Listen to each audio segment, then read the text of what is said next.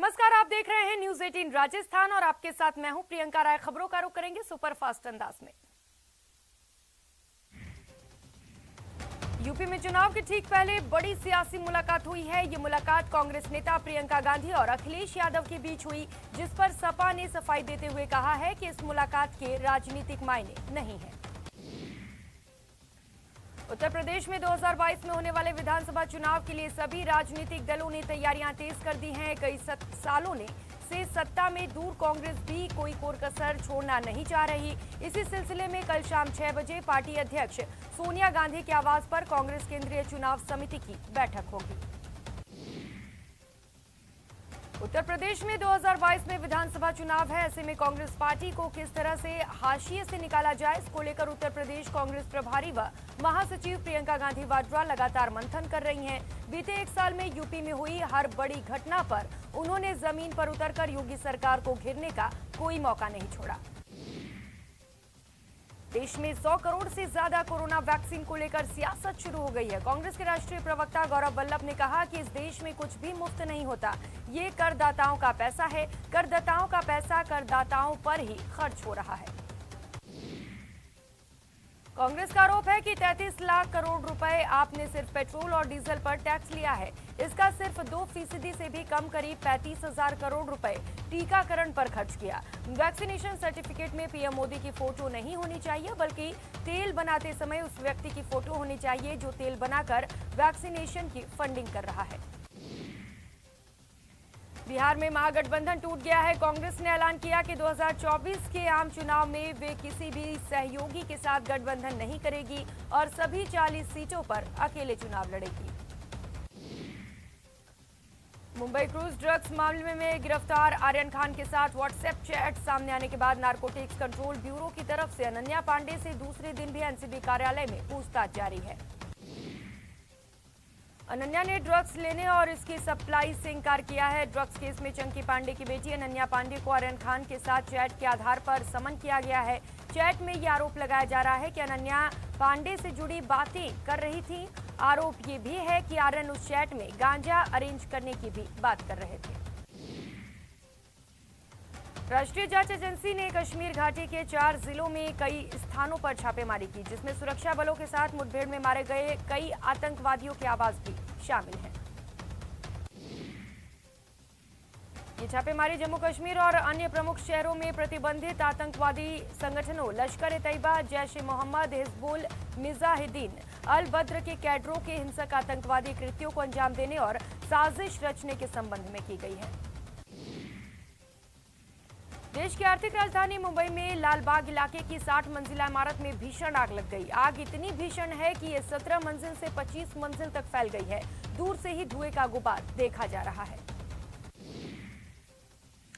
इमारत में लगी आग पर काबू पाने का प्रयास लगातार जारी है। वहीं अच्छी बात यह है कि इमारत में फंसे लोगों को बाहर निकाल लिया गया है। आग लगने की घटना के बीच एक वीडियो सामने आया, जिसमें एक शख्स बालकनी से तकरीबन 10 मिनट तक लटका रहा। इसके बाद उसका हाथ छूट गया और उसकी इमारत से गिरकर मौत हो गई।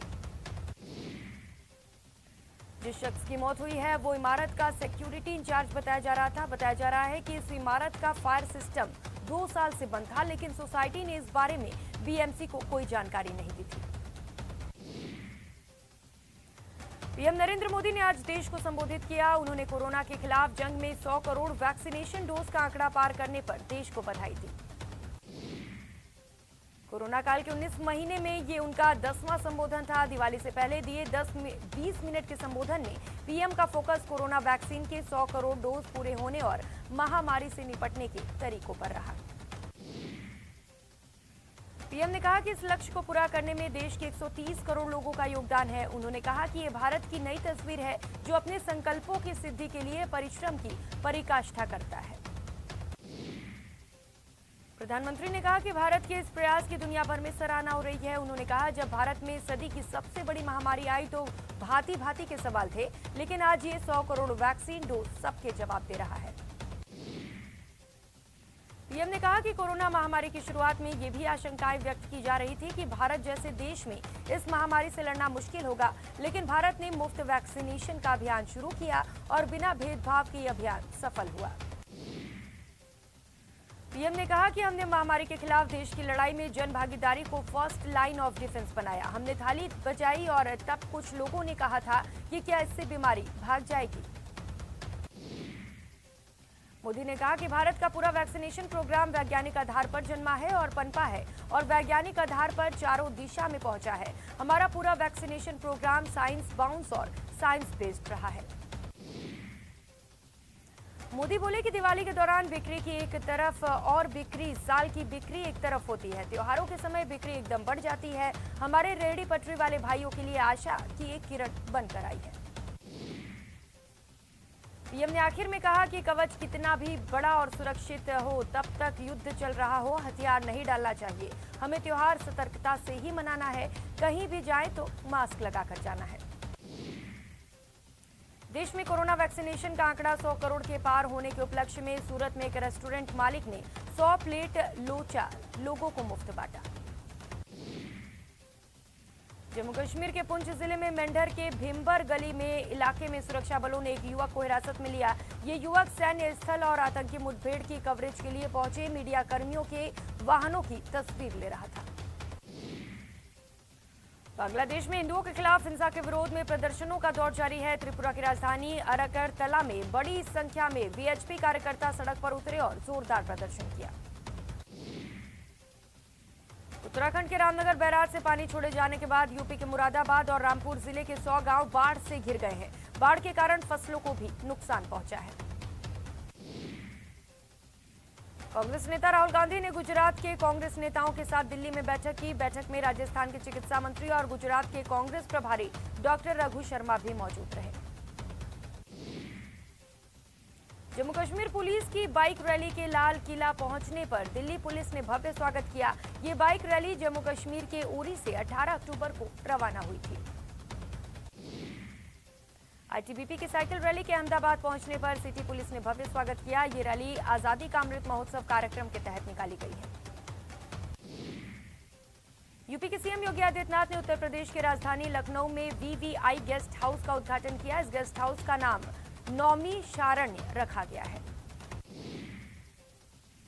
हैदराबाद की मशहूर नुमाइश में तेलंगाना के जेल विभाग ने माई नेशन नाम से एक आउटलेट लगाया है, जिसमें कैदियों के हाथों से बनाए सामान बेचे जा रहे हैं। त्योहारी सीजन में बाजारों की रौनक बढ़ती जा रही है। यूपी के कानपुर में दिवाली का बाजार सज चुका है और लोग बड़ी संख्या में खरीदारी के लिए पहुंच रहे हैं। दौसा में मुख्यमंत्री साइकिल वितरण योजना के तहत लालसोट के अशोक शर्मा राजकीय उच्च माध्यमिक विद्यालय में छात्राओं में उद्योग मंत्री प्रसादीलाल मीणा ने साइकिल वितरण किया। प्रतापगढ़ के धरियावद विधानसभा उपचुनाव को लेकर स्टार प्रचारकों की सभाओं का दौर जारी है। इसी कड़ी में बीजेपी की ओर से लसाडिया में केंद्रीय मंत्री अर्जुन मुंडा ने सभा को संबोधित कर बीजेपी को समर्थन में वोट की अपील की। अलवर जिले में पंचायत चुनाव के दूसरे चरण के लिए 6 पंचायत समितियों में मतदान करवाने के लिए पोलिंग पार्टियां बाबू शोभाराम कला कॉलेज से रवाना की गई। बांसवाड़ा जिला कलेक्टर अंकित कुमार सिंह शुक्रवार को प्रशासन शहरों संघ अभियान की समीक्षा करने के लिए नगर परिषद के शिविर पहुंचे। इस दौरान उन्हें पट्टा वितरण को लेकर लापरवाही मिली तो हाथों हाथ उन्होंने अधिकारियों को फटकार लगाई।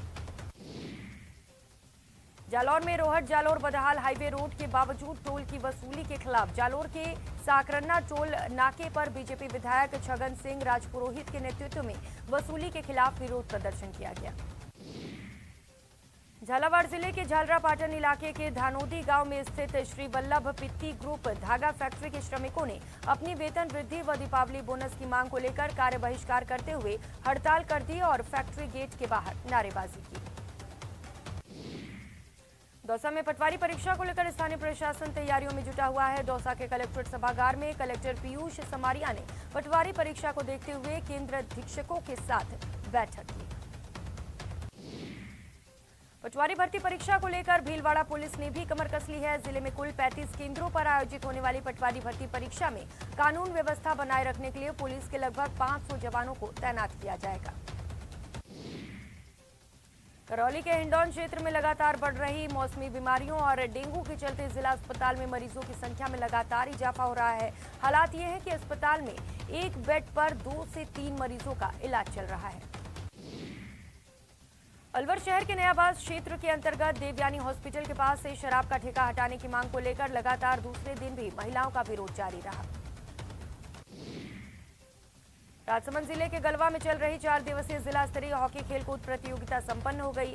आज खेले गए फाइनल मुकाबले में 17 वर्षीय छात्रा वर्ग में गलवा बनाम जीतावास के बीच हुआ, जिसमें जीतावास 3-0 से विजयी रहा। झालावाड़ जिले में भी दीपावली के त्योहार को देखते हुए जिले भर में मिलावटी खाद्य पदार्थों के खिलाफ कार्रवाई शुरू हो गई है। इसी कड़ी में शुद्ध के लिए युद्ध अभियान में स्वास्थ्य विभाग की टीम जिले भर में खाद्य पदार्थों के नमूने ले रही है। चित्तौड़गढ़ जिले में भी अस्थायी तौर पर यूटीवी योजना के अंतर्गत कोरोना में सेवाएं देने के लिए 24 नर्सिंग कर्मियों ने आवेदन किया था और लगभग 1 साल तक सेवा की। अब अनुबंध समाप्त होने के बाद इन्हें नौकरी से निकाल दिया गया। पोखरण के राजकीय उच्च माध्यमिक विद्यालय में नवनिर्मित जल मंदिर का कैबिनेट मंत्री साले मोहम्मद ने लोकार्पण किया।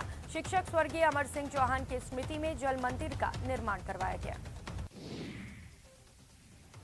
भरतपुर की जीवनदायिनी सुजान गंगा नहर के दिन बहरने वाले हैं। यूडीएच मंत्री शांति धारीवाल के दौरे के बाद नगर निगम महापौर अभिजीत कुमार ने प्रयास रंग ला रहे हैं। सुजान गंगा नगर में अब सफाई कार्य शुरू करा दिया गया है। सफाई के लिए अजमेर में क्लीनिंग मशीन मंगवाई गई है। इस नहर को पर्यटन स्थल के रूप में विकसित करने की कोशिश की जा रही है। डेंगू से जूझ रहे जैसलमेर जिले में 70 मेडिकल स्टाफ को रिलीव कर दिया गया है, जिससे जिले की स्वास्थ्य सेवाओं को बड़ा झटका लगा है। राजसमंद जिले में भी डेंगू तेजी से पैर पसार रहा है। जिले में अब तक 58 मरीज मिले हैं, जिसके बाद चिकित्सा विभाग ने विशेष टीमें बनाकर डोर टू डोर सर्वे शुरू कर दिया है। पटवारी भर्ती परीक्षा को लेकर भीलवाड़ा रोडवेज प्रशासन ने भी तैयारियां पूरी कर ली हैं। भीलवाड़ा डिपो की ओर से 23 और 24 अक्टूबर को आयोजित होने वाली पटवारी परीक्षा के लिए सभी 105 बसें संचालित की जाएंगी। देश के 26 राज्य खेल संघों का प्रतिनिधित्व करने वाले AFEI ने दिल्ली में एक राष्ट्रीय शिखर सम्मेलन का आयोजन किया, जिसमें खेल के दिग्गजों, स्पोर्ट प्रतिभा और प्रमुख राज्यों के प्रतिनिधियों को साथ में लाया गया। संभागीय आयुक्त कैलाश चंद्र मीना ने कोटा कलेक्ट्रेट वीसी केंद्र में संभाग में चल रही योजनाओं की समीक्षा की। वीसी में संभाग के सभी जिलों के कलेक्टर सहित 21 विभागों के अधिकारियों ने हिस्सा लिया। भरतपुर में आज संभागीय आयुक्त ने किसानों का सम्मान किया। संभागीय आयुक्त ने कहा कि आज उन्नत तकनीकी खेती कर किसान अच्छी फसल पैदा कर रहे हैं। कोटा में एक परिवार ने 7 साल की बेटी की मौत का दर्द दिल में होते हुए भी मानवता की मिसाल कायम की। परिवार ने 7 साल की परी की मौत के बाद उसका नेत्रदान कराया। जयपुर संभाग के संभागीय आयुक्त दिनेश यादव ने कलेक्ट्रेट में अन्य विभिन्न योजनाओं की प्रगति और स्थानीय मुद्दों पर जिला स्तरीय अधिकारियों की बैठक ली। इंदिरा गांधी शहरी क्रेडिट कार्ड योजना में झुंझुनू ने राजस्थान में सबसे बेहतर कार्य किया है। इसके लिए मुख्यमंत्री अशोक गहलोत ने झुंझुनू जिला कलेक्टर और आयुक्त नगर परिषद झुंझुनू अनीता खीचड़ को शाबाशी दी।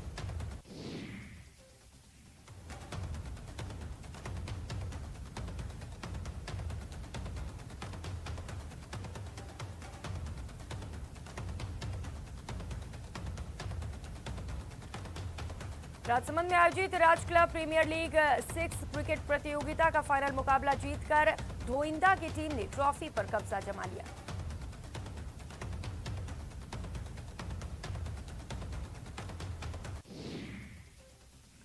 अलवर जिले के सरिस्का बाग अभ्यारण्य में टीवी एक्टर सनी राठौड़ परिवार सहित घूमने पहुंचे। इस दौरान टीवी एक्टर ने अपनी फैमिली के साथ सरिस्का सफारी का लुत्फ उठाया।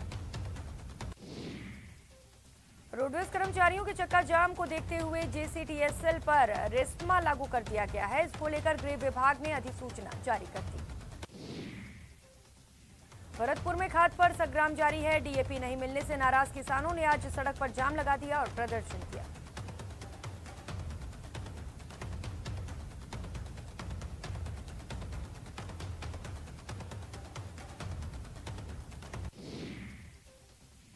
बीकानेर के UIT ऑफिस में उस समय हंगामा मच गया जब भुगतान नहीं होने से नाराज ठेकेदार ने सचिव के कमरे में खुद को बंद कर लिया। इस घटना के बाद अधिकारियों के हाथ पांव फूल गए, जिसके बाद ठेकेदार को 2 लाख रुपए के भुगतान की व्यवस्था की गई और ठेकेदार को समझा बुझाकर बाहर निकाला गया। वहीं मौके पर पहुंची पुलिस ठेकेदार को थाने ले गई। झालावाड़ जिले में झालरापाटन इलाके के धानोदी गांव में ग्रुप धागा फैक्ट्री के मजदूर हड़ताल पर चले गए। इन मजदूरों ने वेतन वृद्धि और बोनस की मांग को लेकर कार्य बहिष्कार कर दिया और फैक्ट्री गेट के बाहर डट गए।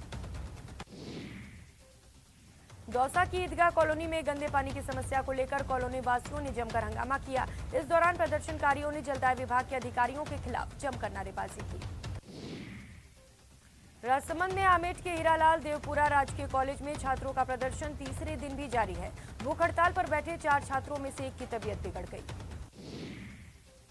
अनशनकारी रोहित खटीक की तबीयत ज्यादा खराब होने पर डॉक्टर बुलाकर उसका इलाज करवाया गया। ये अनशनकारी अभी भी गेट कॉलेज के बाहर भूख हड़ताल पर बैठे हैं। दौसा के ईदगाह कॉलोनी में गंदे पानी की समस्या को लेकर कॉलोनी वासियों ने जमकर हंगामा किया। कॉलोनी वासियों का आरोप है कि कॉलोनी की सभी नालियां जाम है, जिसके चलते रास्तों में गंदा पानी भरा रहता है और ये गंदा पानी पेयजल लाइन के जरिए घरों तक पहुंच रहा है। झुंझुनू के एक निजी अस्पताल में बच्चा बदलने का सनसनीखेज मामला सामने आया। हालांकि अस्पताल प्रबंधन ने इससे इनकार कर दिया। मंडरोला निवासी वासीत ने आरोप लगाया था कि उनकी पत्नी ने लड़के को जन्म दिया था, जिसे 4 दिनों तक एनआईसीयू में रखा गया था। 4 दिनों बाद जो बच्चा सौंपा गया वो लड़की थी। हंगामे के बाद परिजनों और अस्पताल प्रबंधन के बीच बातचीत हुई, जिसमें तय किया गया है कि बच्चे और परिजनों को डीएनए टेस्ट करवाया जाएगा ताकि स्थिति साफ हो सके। सीकर के एसके अस्पताल में फैली अव्यवस्थाओं के खिलाफ लोगों ने कलेक्टर को ज्ञापन सौंपा। लोगों ने आरोप लगाया कि अस्पताल में मरीजों को बेड नहीं मिल पा रहा है। भीलवाड़ा के विधायक विठल शंकर ने कोयले की कमी को लेकर गहलोत सरकार पर निशाना साधा। बीजेपी विधायक ने कहा कि केंद्र ने राजस्थान को 3 कोल ब्लॉक आवंटित किए हुए हैं, लेकिन सिर्फ एक ही ब्लॉक से ही उत्पादन हो रहा है। यहां रुकेंगे एक छोटे से ब्रेक के लिए, लौटेंगे फौरन।